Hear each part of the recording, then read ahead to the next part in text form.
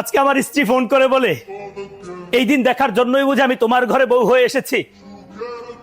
তখন আমি তাকে বললাম, মাথা আমার গরম করিও না, মাত্র ডিউটি থেকে আসছি, এইভাবে কেন কথা বলতেছো, কি এমন হয়েছে? তখন সেই কথার জবাবে আমার স্ত্রী বলে, সামান্য একটু তরকারিতে লবণ হয়েছে, তাই তোমার ছোট ভাই আজকে আমাকে মারতে এসেছে। বাবার কাছে ফোন দিয়ে বললাম, কি ব্যাপার বাবা, তোমার ছোট ছেলে কিভাবে এটা করলো? বড় ভাইয়ের বউ তো, সেটা হয় মায়ের সমতুল্য, তাহলে কিভাবে সে মারতে গিয়েছে? বাবা আমার সেই কথার জবাবে বলে, তোরই তো ছোট ভাই, তার বয়স কম, মাফ করে দে, একটু না হয় ভুল করেছে। আমি বাবাকে বললাম, এটা কোনো কথা বললাম বাবা, ছোট বলে বুঝি তুমি কোনো শাসন করবা না? তখনই আমার মা আমার বাবার কাছ থেকে ফোনটা কেড়ে নিয়ে বলে, পরের বাড়ির মেয়ের কথা শুনে ভাইয়ের প্রতি রাগ দেখাচ্ছিস? তোর বউ তো কোনো অংশে কম না। অবশেষে বুঝতে পারলাম আসলে আমার ঘরে আমার কথারই নাই কোনো মূল্য, সেই ঘরে আমার স্ত্রী কিভাবে পাবে মূল্য।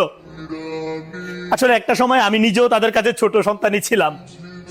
আজকে আমি বিয়ে করেছি বলে হয়ে গেছি বড়, তাই আমার ঘরে একটা কুত্তার মূল্য আছে, আমার নাই কোনো মূল্য।